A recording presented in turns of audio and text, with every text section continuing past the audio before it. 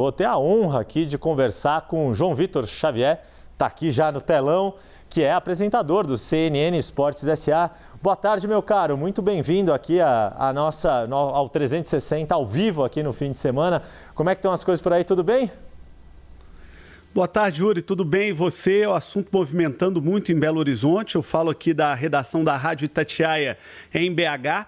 Você sabe que a Itatiaia tem como um dos seus pilares o esporte. E, é claro, um assunto desse tamanho no esporte movimenta muito o dia aqui em BH. O Galo fez a apresentação ontem do seu projeto de SAF para o seu Conselho Deliberativo. Apenas uma confirmação de dado, Yuri, o valor final, o valuation, como dizem no mercado financeiro, do Atlético é de 2 bilhões e 100 milhões de reais. Esse é o número que chegou ao Atlético através das suas consultorias, através do processo de estruturação de negócios do seu valor. O entendimento é que esse é o valor do Clube Atlético Mineiro, 2 bilhões e 100 milhões de reais. E nesse processo de transformação de SAF, o Atlético já receberia um aporte inicial de cerca de 913 milhões de reais. E vamos trazer aqui a palavra do CEO do clube, Bruno Musi, que esteve aqui conosco, conversou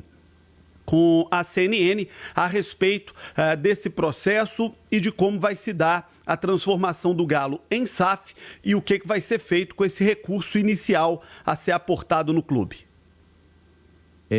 Aqui tem um ponto bem bacana, porque esse aporte, diferente das outras SAFs, ele é no momento do closing da operação, do fechamento da operação. Então é aporte imediato. É aporte imediato. Você já desses 913, tem 313 de conversão de dívida imediatamente, então você já reduz esse endividamento na cabeça, e 600 milhões no momento do aporte. Esse dinheiro será utilizado. Nós estamos fazendo toda a renegociação com os bancos, então parte será para utilizar pagamento de bancos, pagamento de agentes e clubes, e também para sustentar o investimento no futebol e seus custos, porque o Atlético hoje já mantém uma folha bastante elevada, com competitividade. A gente pretende manter assim para os próximos anos, dentro, obviamente, de limites estabelecidos, mas o Atlético manterá um nível de competitividade relevante daí para frente. João Vitor, deixa eu explorar aqui o teu conhecimento dessa área, enfim, até pelo teu programa aqui com a gente, o CNN Esportes SA, você tem falado muito desses novos modelos de gestão de futebol. Queria que você trouxesse um pouco, quantos clubes já estão conseguindo fazer essa SAF e o que tem de diferente nesta SAF, neste modelo que o Atlético Mineiro está propondo? Essa divisão, me parece, me corrija se eu estiver errado, essa divisão 75%, 25%, me parece uma inovação interessante aí desse modelo, é isso? São duas inovações importantes do Atlético, Yuri. A primeira delas é desse percentual. Vamos pegar um caso aqui de Belo Horizonte também, o caso do Cruzeiro. O Ronaldo, como investidor, ficou com 90% do clube e o clube social ficou com apenas 10%. O Atlético fica com 25% da SAF, fica com uma parte importante do seu patrimônio. O Clube Labareda, a Vila Olímpica, que são clubes de lazer e sociais em Belo Horizonte, e fica também com a sede de Lourdes, que é um espaço privilegiado, é um dos metros quadrados mais caros da cidade de Belo Horizonte. Já os investidores ficarão com 75%. E a SAF do Atlético, ela assume, a partir de então, toda a dívida do clube, toda a dívida do Atlético passa a ser da SAF, que passa a ser responsável por quitar essa dívida. Você me perguntava, Yuri, sobre essa realidade. Nós temos hoje clubes muito tradicionais no Brasil optando pelo modelo da SAF. Nós temos o Vasco, que fez um projeto com um grupo investidor estrangeiro chamado 777. Nós temos o Botafogo, que se transformou em SAF através do investimento do John Textor, que é o mesmo controlador do Crystal Palace da Inglaterra e também do Lyon, o Olympique Lyonnais da França, um clube muito tradicional. Nós temos o modelo do Cruzeiro, que se tornou uma SAF através do Ronaldo Ronaldo, atacante da seleção brasileira e que também é dono do Valladolid da Espanha. Temos o caso do Bahia, que se transformou em SAF através do investimento do Grupo City, que é controlado por um fundo de Abu Dhabi, nos Emirados Árabes Unidos, e que é o mesmo grupo controlador do Manchester City, por exemplo, atual campeão europeu. O que é a diferença fundamental no caso do Atlético, Yuri? O Atlético negociou com fundos internacionais, tentou fazer a captação de recursos através desses fundos no exterior.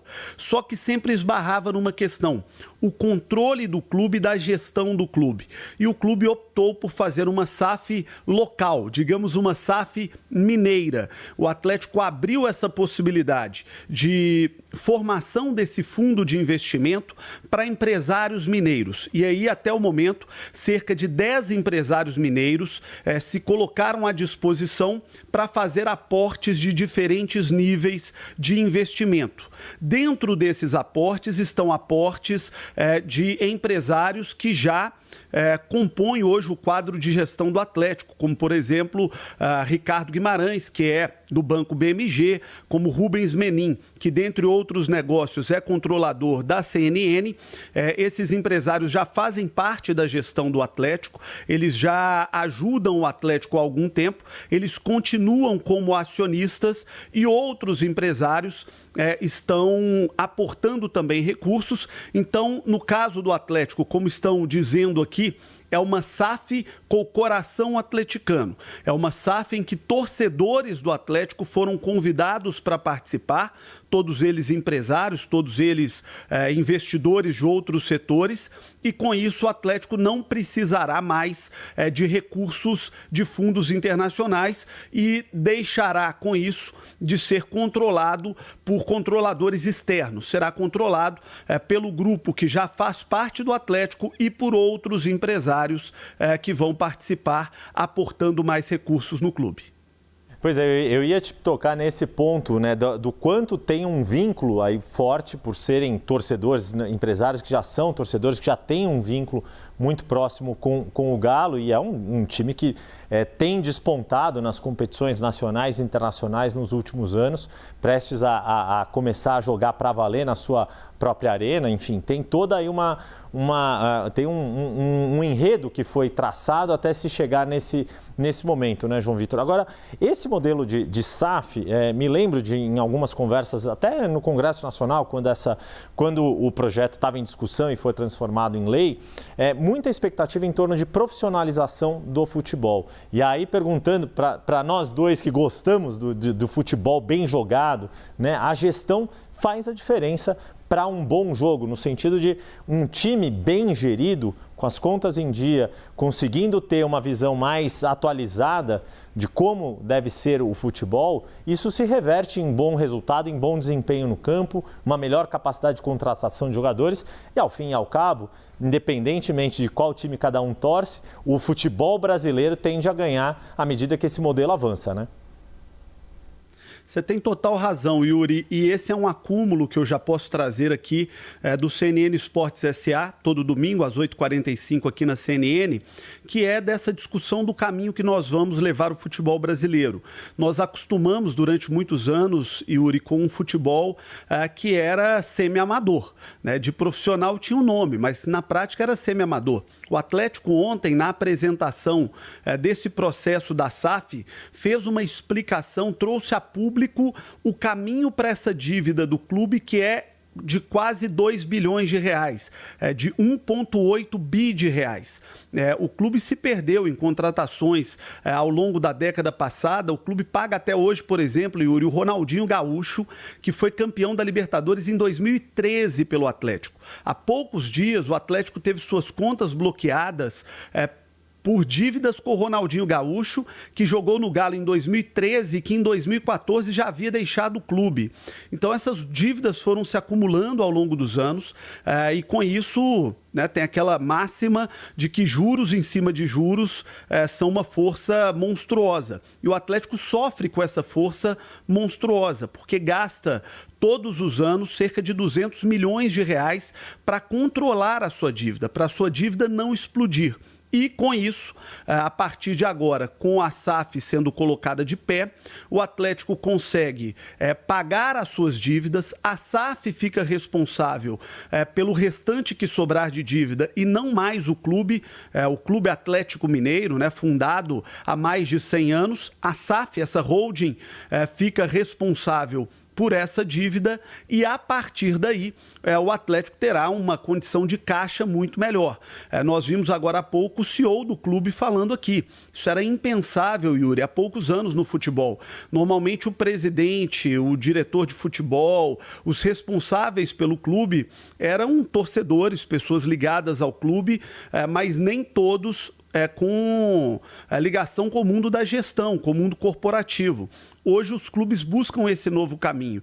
Não apenas o Atlético. Amanhã, por exemplo, eu vou receber no CNN Esportes S.A. o Marcelo Paz, que é o gestor do Fortaleza, que ele é um presidente eleito por um clube social, estatutário, mas que recebe salário e se dedica full time, 24 horas ao trabalho no Fortaleza. Então é um novo jeito de fazer futebol, é um novo jeito de gerir futebol e os clubes estão utilizando dessa possibilidade de ser SAF, de ser uma sociedade anônima, como qualquer outra empresa, para isso. Essa semana, Yuri, por exemplo, o Cruzeiro, que já passou por esse processo da SAF, anunciou o seu processo de recuperação judicial. O Cruzeiro vai fazer um processo que leva mais 18 anos para pagar a sua dívida, que é uma dívida superior, apenas com fornecedores, ex-jogadores, ex-técnicos de mais de 500 milhões de reais e que tem ainda em dívidas com fisco, dívidas tributárias, outros passivos, a dívida chega aí à casa de 1 bilhão de reais. Então, o processo da SAF é uma oportunidade para os clubes buscarem um caminho de profissionalização e também buscarem um caminho de quitar as suas dívidas que foram feitas ao longo de décadas e décadas de gestões muitas vezes irresponsáveis, outras vezes incompetentes em clubes Brasil afora. E o Atlético também busca esse caminho de uma SAF para pagar as suas dívidas, colocar gestão, colocar governança e tentar apontar para um futuro feliz em campo e com contas arrumadas fora de campo. É isso aí, é o que a gente espera. Todo mundo arrumado dentro e fora de campo, não basta só ter uma boa gestão, é importante e isso se refletir no futebol e aí, seja quem for o campeão, quem vença as disputas, mas pelo menos que nós, torcedores, consigamos ver futebol cada vez melhor. João Vitor Xavier, muito obrigado, uma honra ter você aqui no CNN 360 e você já sabe, domingo, 20h45, logo depois do prime time, não é isso, João?